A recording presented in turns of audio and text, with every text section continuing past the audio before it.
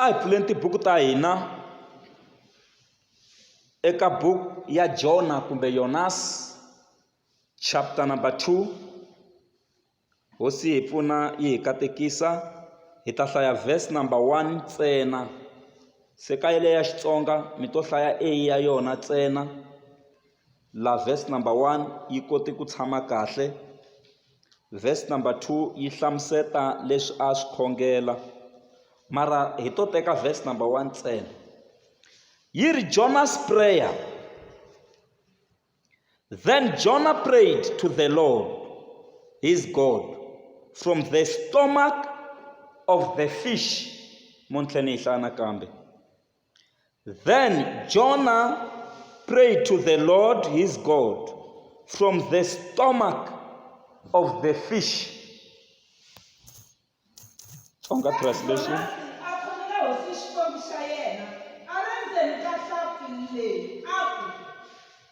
Aha.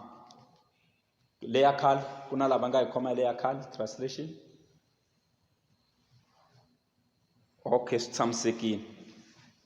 Jonah's prayer. Then Jonah prayed to the Lord, his God, from the stomach of the fish. Ay khongele. Xikwembu ha khongela hi pfuni hi kotisi hi endli titswalo namutla na mundzuku ni la ku nga heriki. Amen. Eka siku leri lava ku ya dyondzisa ehansi ka nhlokomhaka leyi nge ka khongeriwa endzeni ka xiyimo.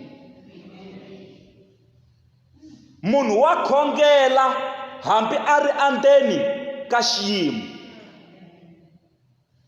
Minkarhi yo tala loko hi ri endzeni ka xiyimo ha rivala na ku khongela, kasi van'wana loko hi ri ndzeni ka xiyimo a hi rivali ku khongela mara ho tsandzeka ku khongela. Swi hi endla ku hi nga ha koti na ku khongela, swi hi endla ku hi rivala Xikwembu. A hi fambeni swin'we, a hi fambeni swin'we. Ka khongeriwa endzeni ka xiyimo. Laha hi nga hlaya kona hi twa hi ta Jonas. Jonas i munhu loyi a nga vitaniwa hi Xikwembu. Xikwembu xi n'wi rhuma atikweni ra Niniva ku ya chumayela vhangeli, mara hi ku chava ndhawu ya le Niniva na ku chava vanhu va le Niniva a swi twa ku ni nge swi koti ku ya fika a Niniva. Na swi tiva mina na n'wina hi ri hina a hi ta va hi yini a Niniva hi nga teki xikepe xa ku kongoma a Tarshish. Mara leswi Niniva a yi ri xiswona a ku tika. Swi fana na sweswi Xikwembu xi mi rhuma ku famba u ya chumayela atikweni ra le Ukraine. Famba tikweni ra le Ukraine u ya chumayela vhangeli. Swi nge mi oloveli hi mhaka ya ku ma swi tiva ku a Ukraine ku na nyimpi, Russia yi le ku hlaseleni, mara Xikwembu xi ku famba. Se ni lava ku mi teka position ya Jonas, mi kota ku twisisa ku Jonasi loko a teka xikepe xa ku ya Tarshish a nga ti endlisi. A Niniva, vanhu va le Niniva lavo fuma lava timali na lava matimba, tigeti ta vona ta mimiti ya vona a ti decoretiwini hi swikeletoni swa vanhu. Loko va ku lwi nyimpi u munhu wo humelela atikweni, geti ya wena a yi fanele yi va yi ri na tinhloko ta swikeletoni swa vanhu hi le tikweni ra Niniva kwalano. Se loko vanhu va hundza hi le getini ya ka n'wina va vona tinhloko ta vanhu ta swikeletoni laya, muti wolowo a va vhe va wu hlonipha. A ku ri muti wa mali, muti wa matimba, muti wa ku kota ku lwa nyimpi. Se a Niniva mindyangu ya vona vanhu va le Niniva a yi decoretiwi hi swikeletoni swa vanhu. Hi laha Xikwembu a xi ku ka Jonas, famba chumayela kwele tikweni leri va nga decoreta hi swikeletoni. Se mi nga kota ku vona ku tiko ra Niniva a ri chavisa, tiko ra Niniva a ri tika. Ene a Niniva Xikwembu xi tshama xi rhumela tsumi ya xona yi heta masocha ma le Niniva hi ntlhari.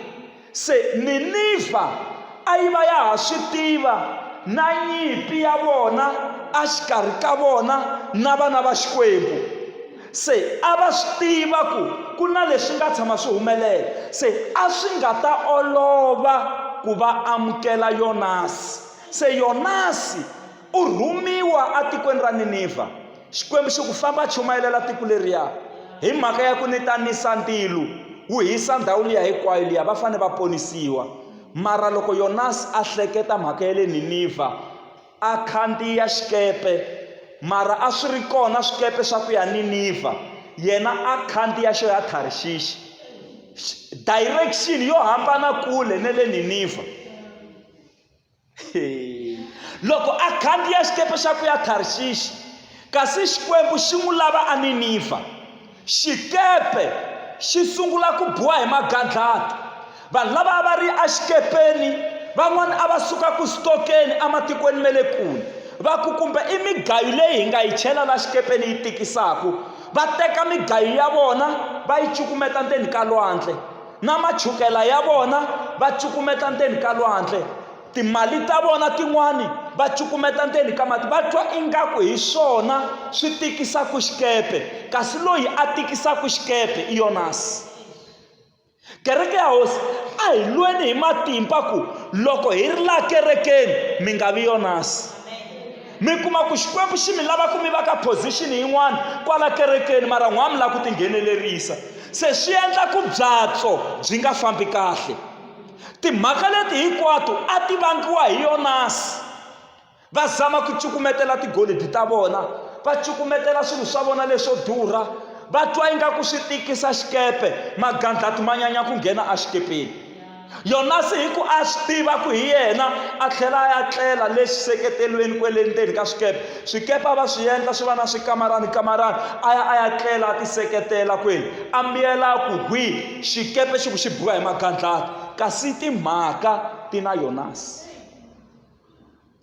Ku ri khale vanhu lava va ri xikepeni va ku hi kombela ku un'wana na un'wana a khongela xikwembu xa yena, a khongeli swikwembu swa ka vona. A na xikwembu a va xi tivi, un'wana na un'wana xikwembu lexi a tshembaka xona a khongeli xona, hi ku hi ta fela la lwandle, hi le xikarhi ka lwandle xikepe a xi le ku fambeni swona.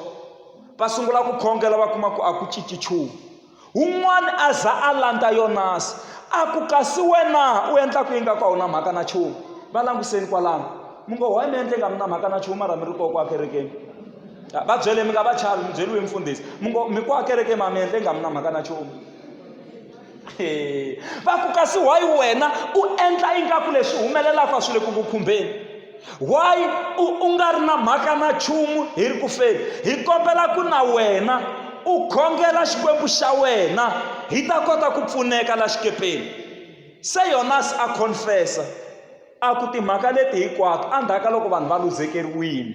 Va languseni kwalano, mi ngo please humelela, kereke yi nge se luzekeriwa. Hi nge se luzekeriwa. Endzhaku loko va luzekeriwile Yonasi wa huma u ri timhaka leti hinkwato leti endlekaku hi mina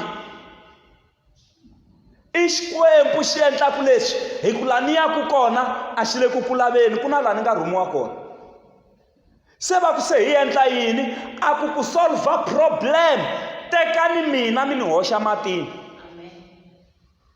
tekani mina mi ni hoxa la ndzeni ka lwandle, byatso lebyi byi ta famba kahle endzhaku loko va hlupheki nkarhi lowo leha. Loko va teka Yonasi va n'wi chela ndzeni ka mati, mheho yi yima, xikepe xi sungula ku famba kahle. Mara va luzekeriwile migayo leyi a va fanele va nyika vana va vona na mindyangu ya vona, tigolidi leti a ti fanele ti ya va pfuna evuton'wini, ti luzekile hi mhaka ya munhu wun'we, hi Yonasi.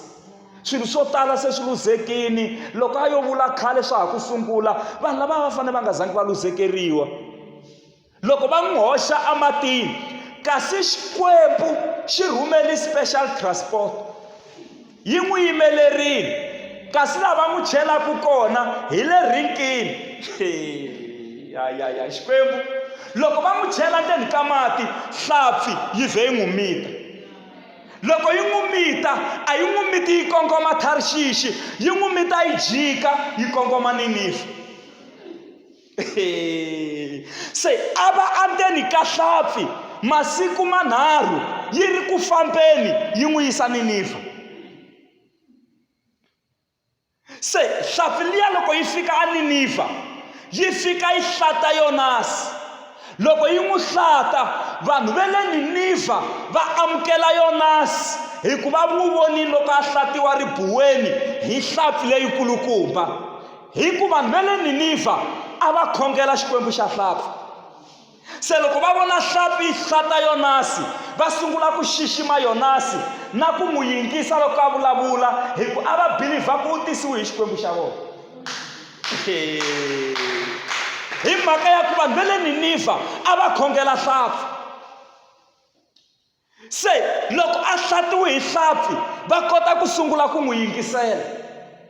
A sungula ku famba ndhawini liya a chumayela a Niniva ku hundzuka na president ya le Niniva. Hosi ya le Niniva loko se yi twile rito yi ku ni kombela ku tiko hinkwaro ri titsona swakudya. Hi khongela hi kombela xikwembu xi hi twela vusiwana. Ni kombela ku tihomu ti pfaleriwa na to ta fasta ti nga humi swivaleni. Timbuti ti nga humi swivaleni, swifuwo hinkwaswo na tihuku ti nga pfuriwi ti ya ku dyeni. Vana va nga mamisiwi tiko hinkwaro. Hi lava ku va na huwa ya vana, ku va na huwa ya swifuwo, ku va na huwa ya ku hi kombisa ku tisola amahlweni ka xikwembu. Hi fasta tiko hinkwaro, vana va nga mamisiwi, swifuwo swi nga pfuleriwi swi ya ku dyeni, ku nga vi na munhu loyi a dyaka swakudya atikweni. Tiko hinkwaro ha fasta hi kombela ku rivaleriwa amahlweni ka xikwembu. Loko tiko ra Niniva ri khongela yi ri swikhongelo swa vona swi gonya swi fika ka xikwembu kutani swi hlamuriwa. Xikwembu xi ku ni ta rheleta vukarhi bya mina muti lowu a ni nga ha wu hisi, wu ponini, wu hlayisekile. Mara mhaka ya n'wina yi le ku hi mfundhisi Mashava a hi vuyeni laha a no mi nyikanyana background. Mhaka yi laha ka ku ka khongeriwa endzeni ka xiyimo. Yonasi a ngo va kusuhi na xiyimo. Yonasi a ngo yo khigetela xiyimo. Yonasi a yo mitiwa hi xiyimo. Yonasi a ri ndzeni ka xona xiyimo, a nga ri tlhelo ka xona, a nga ri kusuhani na xona, a nga ri makhelwani wa xona. Xona xiyimo hi xoxe a xi yo n'wi mita. A ri endzeni ka hlampfi. Phela endzeni ka hlampfi a wu le ku dyeni ka nchumu, a wu nwi mati, a wu dyi nchumu, u mitiwe hi xilo, wo vona xinyami ntsena, u le ndzeni ka hlampfi. Mara laha hi nga hlaya kona yi ri the word, sorry, chapter number 2 verse number 1, yi ri then Jonah prayed to the Lord his God from the stomach of the fish. Yi ri kutani Yonasi a khongela xikwembu xa yena a ri ndzeni ka khwiri ra hlampfi.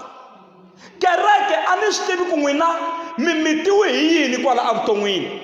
Ku na swiyimo leswi pfaku swi hi mita, hi hanya ndzeni ka swona hi twa ingaku hi byona vutomi bya normal, kasi hi yo mitiwa hi vusiwana, hi yo mitiwa hi mavabyi, hi yo mitiwa hi tiprobleme, hi lo mitiwa hi ku pfumala mali, hi yo mitiwa hi ku feyila. Se hi hanya endzeni ka swona.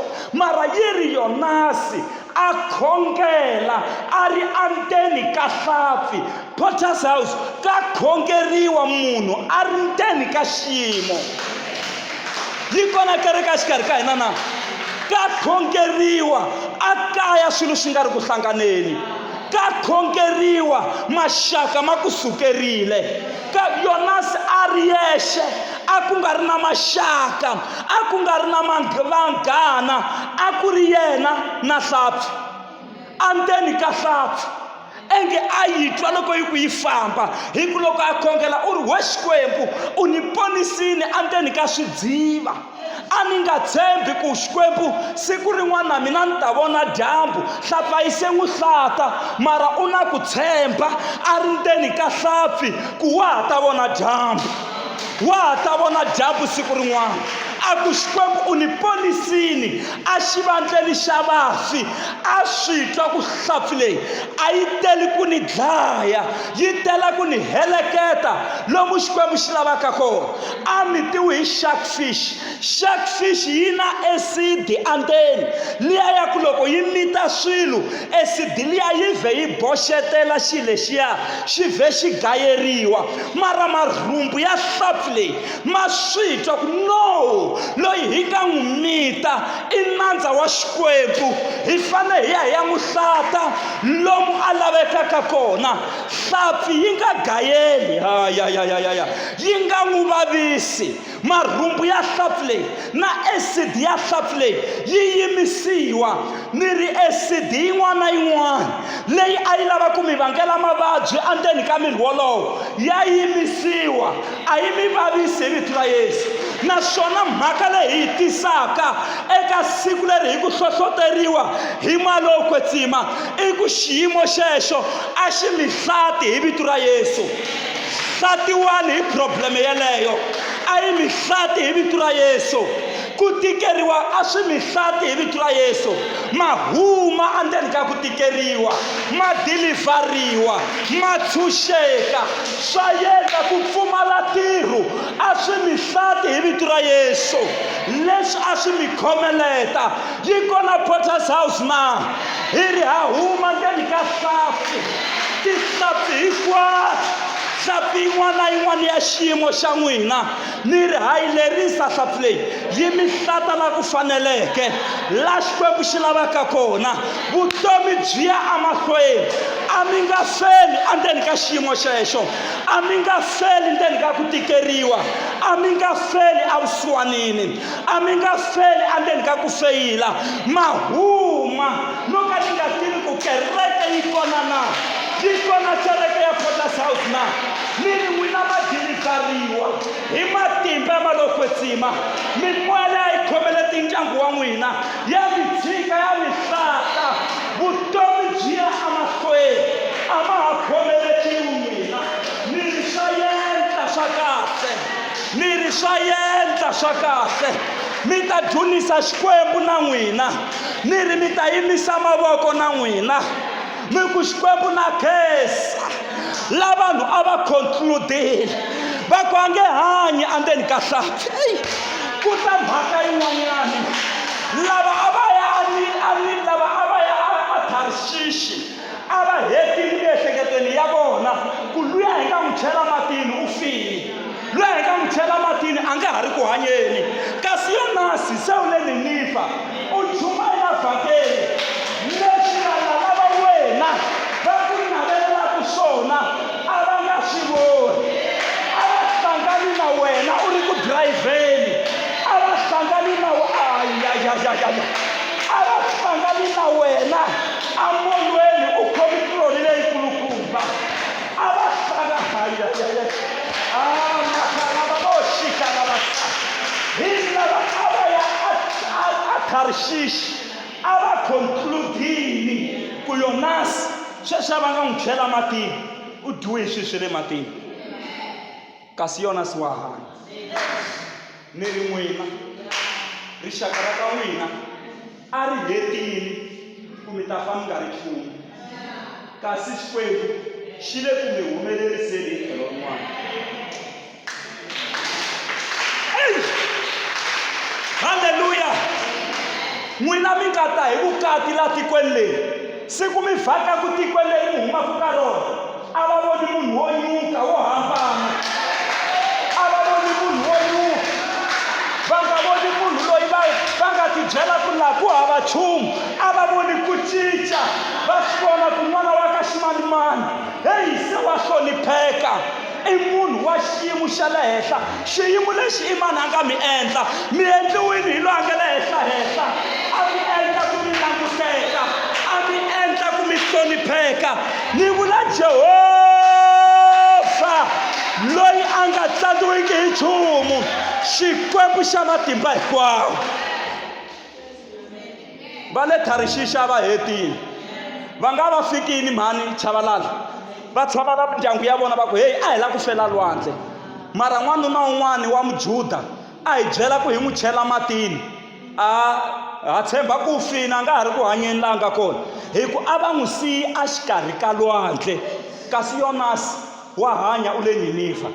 Kereke ya hosi leswi a va swi pulanini hi n'wina kumbe ku mi vona va vona sirha ra n'wina leri nga ta va ri tsaliwe ku rest in peace ximanimani mi ri nge swi voni mi hlambanya hi xikwembu xa le matilweni lexi nga tsandziwiki hi nchumu va nge swi voni va nge swi voni ka n'wina i vutomi ku ya emahlweni ka khongeriwa endzeni ka xiyimo Potter's house ka khongeriwa endzeni ka ku tikeriwa ka khongeriwa swi nga ri ku endleni ka khongeriwa endzeni ka ti-probleme hi yima hi ku xikwembu wa ha ri xikwembu ne le Potter's house a wu se cinca u Jehovha na le mindyangwini ya hina na le ka vana va hina na le ka vatukulu va hina wa ha ri xikwembu ka khongeriwa endzeni ka xiyimo khongeriwa endzeni ka xiyimo ku ri hava na mugayo kaya ka khongeriwa endzeni ka xiyimo friji hi ku yi duma na xigubu xa mati ntsena na xixevo ku ri hava ka khongeriwa endzeni ka xiyimo ni ri ka khongeriwa endzeni ka xiyimo eka buku ya Jakobo ri tiva xikwembu ri ku loyi a nga tsaka a yimbeleli tinsimu ta ku dzunisa loyi a nge le hlomulweni a khongeri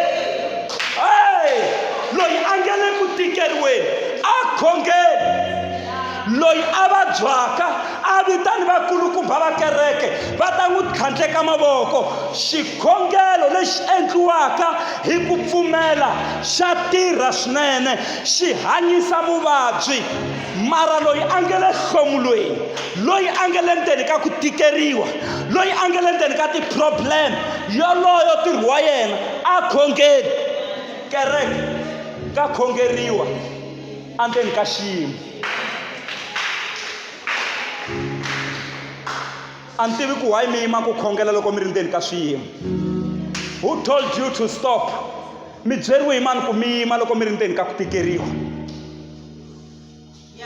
twanani rito ra xikwembu ri ri loko mi ku mi khongela na loko mi fika laha mi nga ha swi kotiku mi gomela kunene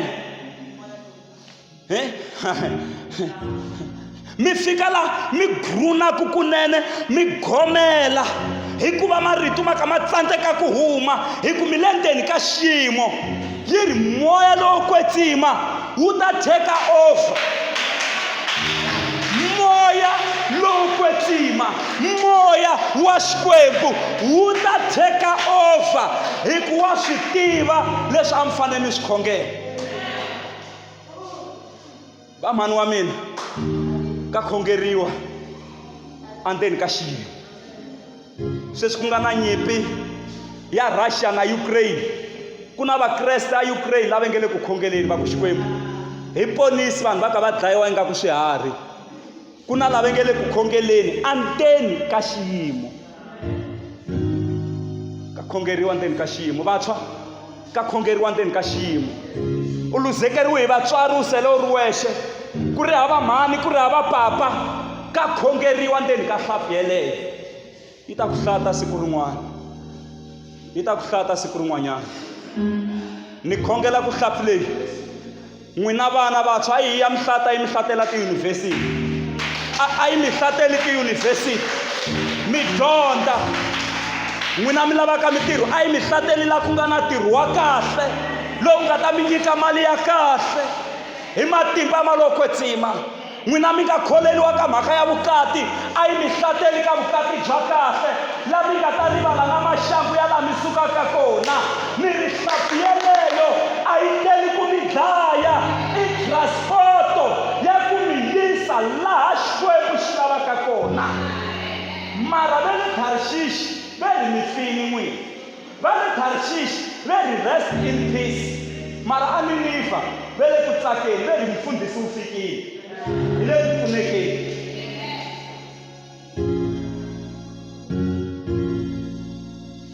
leswi vumbeke hi hosi Sihlayisi hiye ipuneni mahlungwana hiko yes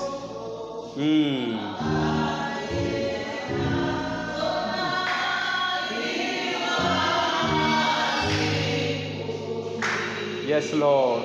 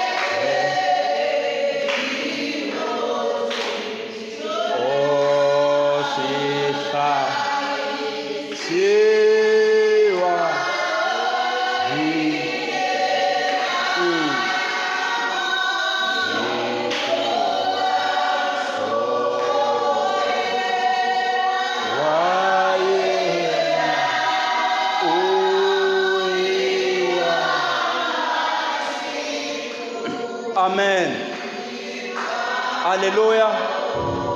Nikompela ku un'wana na un'wana a ya khongela a ri ndzeni ka hlapi ya yena. Hi suka ka mindyangu ya ku hambanahambana laha hi nga mitiwa hi swiyimo swa ku hambanahambana. Swin'wana swi miti vana va hina, swin'wana swi miti vatukulu. Ma swi vona ku kwala rixakeni mi mitiwile. Khongelani xiyimo xexo xi ta mi hlata. Ka khongeriwa endzeni ka xiyimo. Ni mi vona mi ri ka position yin'wana ya kahle leyi a mi nga tshembi ku mi ta fika evuton'wini bya n'wina. Phela Yonasi loko hlapi yi n'wi hlata a nga swi tivi ku yi n'wi yisa a Niniva. O hlamala a fiki Niniva ni ri hosi Xikwembu a xi mi pfuni xi mi fikisa laha a mi nga hleketi ku mi ta tikuma mi fikile. Loko mi pfula mahlo ma n'wina ti pfumeli mi fikile ndhawini ya kahle. A hi khongeleni hinkwenu ka hina. Khongelani Xikwembu mi ri ndzeni ka xiyimo xexo. Ku hava loyi a nga ri havaku xiyimo. N'wana un'wana u na xiyimo xa ku ringana yena. Xiyimo xexo ni xi teka ni xi fananisa na hlapi leyi a yi miti Yonasi. Mara acid ya hlapi yi nga n'wi endli nchumu. Ni ri acid ya ti-problem teto kumbe swiyimo sweswo Potter's house swi nga mi endli nchumu. Hosi a yi mi katekisi. Hlapi yeleyo ya muxaka wa yona leyi n'wina mi yi tivaka ku yi hlapi ya njhani ya mi hlata hi vito ra Yesu.